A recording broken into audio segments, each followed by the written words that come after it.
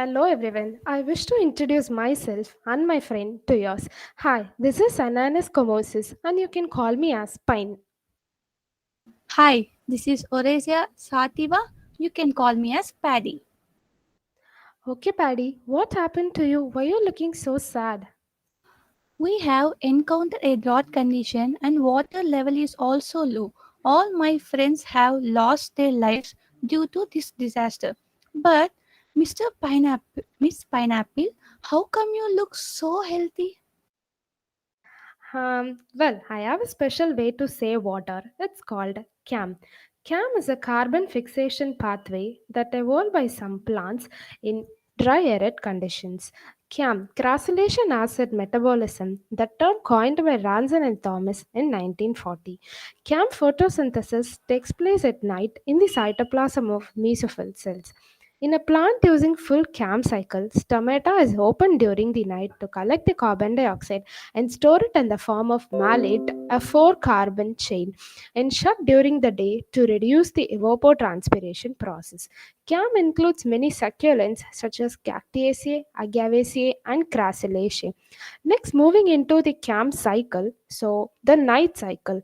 So, CAM photosynthesis begins at night in the cytoplasm of those cells. CO2 molecules encounters the hydroxyl ions, which is OH minus, which they combine to become the phosphoenol pyruvate carboxylase HCO3 PEP carboxylase. This PEP carboxylase enzyme catalyzes the following reaction to add the CO2 to a molecule called phosphoenol pyruvate. This phosphoenol pyruvate and the PEP carboxylase forms together to give a oxaloacetate. Oxaloacetate then receives an electron from NADH and the reaction is catalyzed by the enzyme MDH malate dehydrogenase and becomes a molecule of malate. Malate is now stored in the vacuoles within the plant cell until the sun rises and the photosynthesis begins. So, next, moving into the sunlight cycle, that is the day Oh, cycle. pineapple. Hey, I think I know the rest of the process from here. As you said, once the mallet enters into the vacuole, it comes only during the sun. When it comes, it enters into the Calvin cycle is nothing but just like a C3 pathway for the carbon fixation. Is it right, pineapple? Yeah, you're right.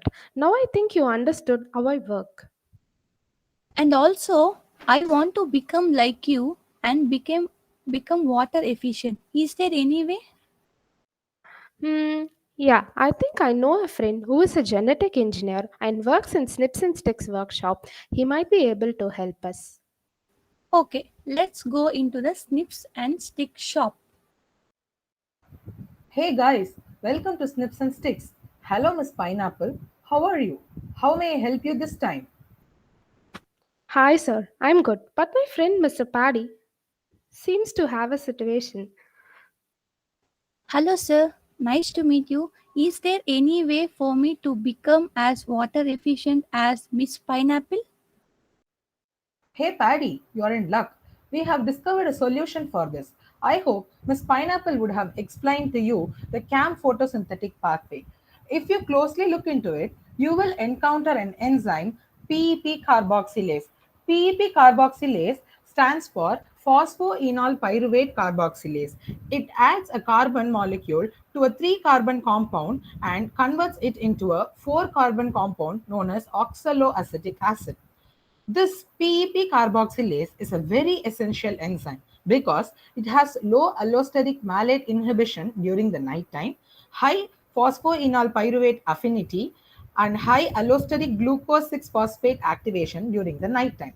This, along with the circadian clock, helps in nighttime stomatal movement, which reduces the water loss.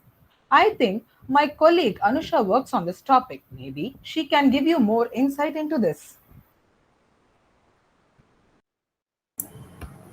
Hiya friends, I see my colleague Patri has introduced you to the gene of interest. But aren't you curious where we got it from? This gene of interest was taken from the plant Mesembryanthemum crystallinum, which is also known as the common ice plant.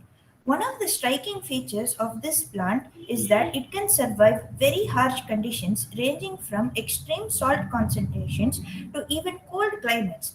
However, the irony is that it can't tolerate frost. This plant is a facultative CAM plant. CAM, a process which I believe Pineapple has explained to you in brief. Research has found that when salt treatment was applied to the ice plant, the seedlings continue to grow at the similar rate as compared to the original plants for 6 days and thereafter slowed down the growth and leaf expansion. Phenotypic data reflect this shift from C3 to CAM, and the shift clearly compromised the seedling growth and development. However, how salt stress triggers the transition from C3 to CAM is still a mystery. We have taken only one protein which majorly contributes to CO2 fixation in CAM plants during the night.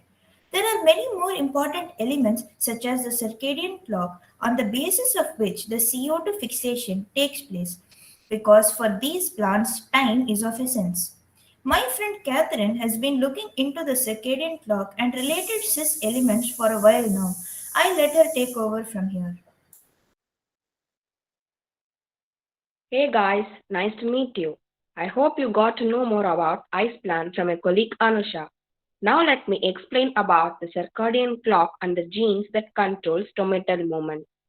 You might have known that CAM plants present a reverse stomatal conductance by assimilating CO2 during the night when the temperature is low, resulting in lower transpiration rate. The stomata, which is your mouth, is controlled by genes. These genes are divided into three categories, that is, stomatal opening related genes, closer related genes, and also genes that are responsible for the regulation of stomatal movement. These categorized genes are enriched in four elements, and these four elements are G-box, CBS, EE, which is nothing but evening element, and MOE, which is nothing but morning elements. These four elements control the circadian clock.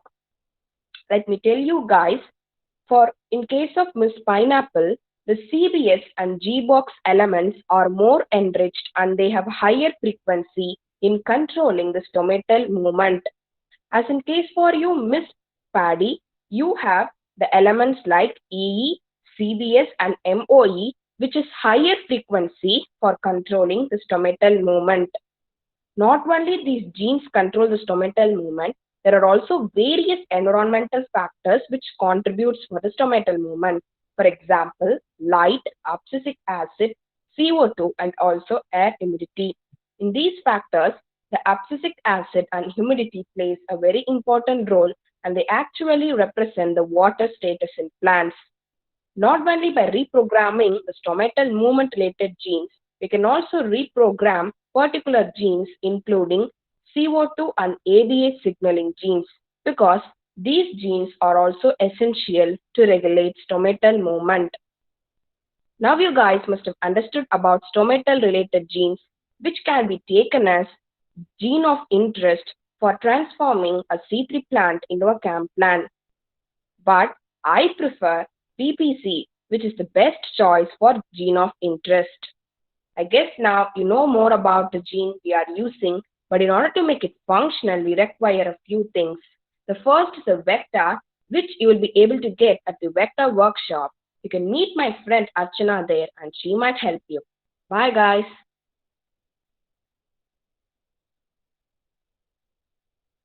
Hi, you two. How can I help you? Hi, Catherine just sent us to you to get a vector. Yeah, she just called me. And don't worry, I will help you. But before that, I think you might need to know a thing or two about the vector. So, a vector is a DNA molecule used as a vehicle to artificially carry foreign genetic material into another cell, where it can be replicated and slash or expressed. A vector containing foreign DNA is termed recombinant DNA. There are so many types in vector, and for your case, we can use lambda GT11. It is the most common phage and it has been used quite extensively for producing cDNA libraries. These cDNA inserts are usually subcloned into plasmid vector for large scale production. Then what else? I think lambda GT11 can explain more about itself. Yes, I can. Hello, my friend. I am 48.5 kilobases in length and have about 46 genes. I can accept inserts up to 7.2 kilobases. I have lag control region followed by lag Z gene. The cloning sites are located within lag Z gene and an unique eco R1 site near the C terminal end of the coding region of lag Z gene. That is 53 base pairs upstream from the beta galactosidase termination codon. DNA sequence cloned in the EcoR1 site may be expressed as fusion proteins under the control of lag promoter. And removal of my LAGZ gene results in no beta galactosidase production. And well, I'm glad that I'm gonna help the savior of mankind. And that's all about the product. I know where you might need to go next. So here, I have this card. Do a visit there and they will help you. And don't worry, I will inform them about your arrival. Hey, hey, Pineapple. Archana told us about the plasmid, where to insert the gene. But how do we do it? That's where we are going next to scissors and cuts. Hi, welcome to Scissors and Cuts. What can I do for you today? We just paid a visit to the vector shop and thought we might drop in here and introduce you to my friend Paddy. That's great. We just received a call from Archana and she said that you might require some molecular scissors. Restriction enzyme, also called restriction endonuclease, is a protein produced by bacteria that cleaves DNA at specific sites along the molecule. Restriction endonuclease cut the DNA double helix in a very precise way. It cleaves DNA into fragments at or near specific recognition site within the molecule known as restriction sites. They have the capacity to recognize specific base sequences on DNA and then to cut each strand at a given place. Hence, they are also called as molecular scissors. Now that we have our molecular scissor, so let me take back you to Snips and Cut workshop so that we can complete the process.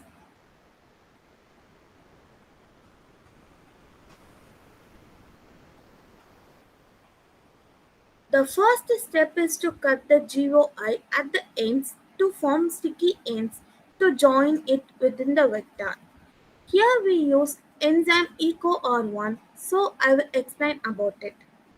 The restriction endonuclease enzyme EcoR1 recognizes the single-stranded DNA sequences 5-GAATTC3- and introduces a single-strand cut between G and A nucleotides. This recognition site is a palindrome. The opposite strand also reads the same and also will be cut in the same manner. More technically, a restriction site is said to show two-fold rotational symmetry.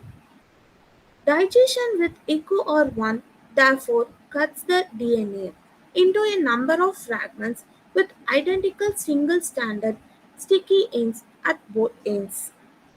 Oh no, but we can't use this enzyme because our GOI doesn't have the recognition site for this. What we can do? I have an idea. I will ask my friend Charmadi. She might know this. Hi guys, I think I know a solution to your problem. Let me explain. As Anita has already said that we can't use this enzyme because there is not enough DNA for successful cutting or no suitable restriction enzyme recognition site around the gene. So I will suggest a one technique, that is PCR. The PCR abbreviated is polymerase chain reaction, that is amplification of gene of interest. In 1985, Cary Mullis invented the process. Also, he got Nobel Prize for Chemistry in 1993. This technique simply called DNA replication in vitro. In vitro means in the laboratory.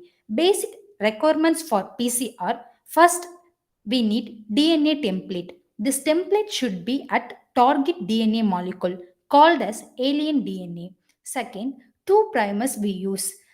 These two primers are called oligonucleotides. Oligonucleotides means simply called as made by humans in laboratory. Mm, why we use two primers? Because DNA have double stranded, so the opposite of strand to initiate the synthesis of DNA. Third, DNA polymerase enzyme. Here, the enzyme using high temperature up to 90 degrees Celsius withstand. So, we use Thermus aquaticus bacteria, the enzyme called Taq polymerase. These are the requirements we need. Next, I will explain working mechanism for PCR. In the working mechanism, we have three steps. The first step, denaturation. Denaturation means separation process. We need 94 to 96 degrees Celsius temperature for separating the DNA strand. So the strands will separate. The second step, annealing. Annealing means joining process. The opposite of the two separating strands, we joining the 5 prime to 3 primers, that is oligonucleotides, to initiate the synthesis of DNA. This step we use 40 degrees Celsius to 60 degrees Celsius. If goes to below 40 degrees Celsius, the DNA strand will join, so the process can't happen. Final step, extension. We use 70 degrees Celsius for extension. In extension, the two DNA synthesis will come extended. I mean, the initiate synthesis of DNA will be extended. Finally, here we get copy of DNA. After extension, we use amplification technique. That is, one time we'll do mechanism process to get two copies of DNA. This mechanism will do again and again. Finally, we get billion copy. The process called amplification. That's all about the PCR technique. I hope now that problem has been solved.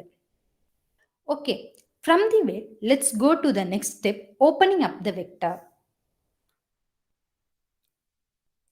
First, we make a cut in the circular DNA sequence of the vector. Here, we use lambda GT11 vector. So, using restriction enzyme EcoR1 to cut out the vector. So, that vector turns into a linear molecule and makes it ready to accept the new pieces of DNA. I think Anita can take it from here. Our next step is to incorporate the DNA of interest into the vector. How do we incorporate it? By using DNA ligase. Let me explain about the process of DNA ligation. DNA ligation is the joining of two DNA molecules by the enzyme DNA ligase.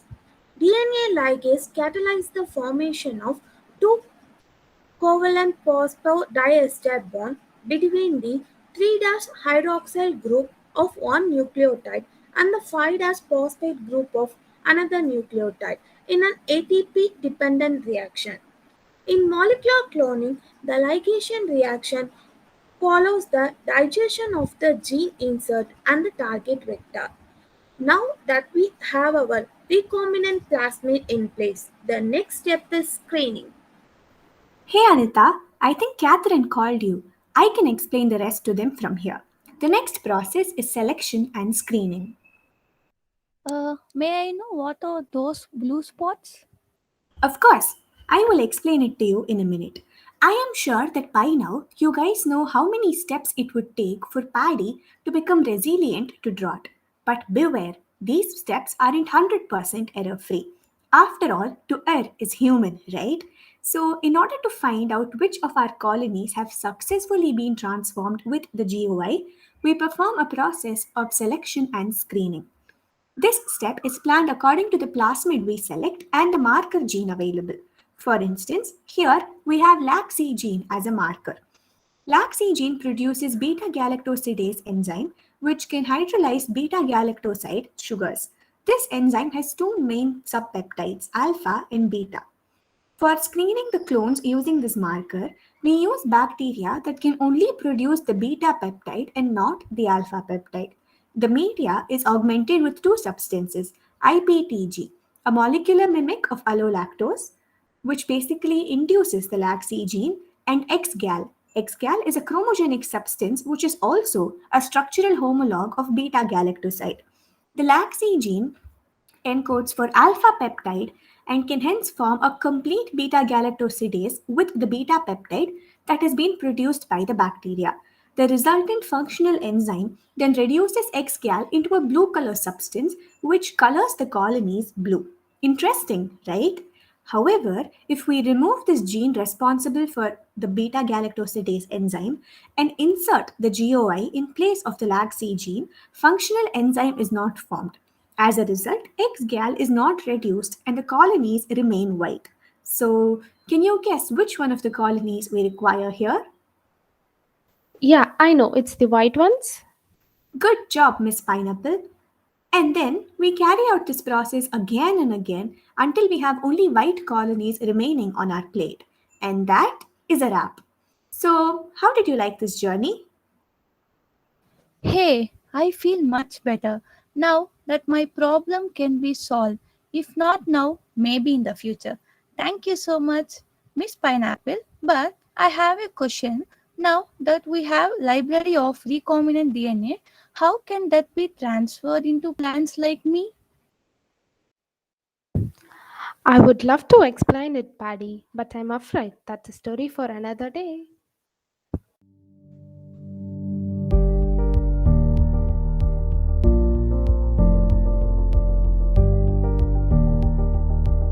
And thanks for watching video. Please like, comment and subscribe and have a great day. Thank you so much.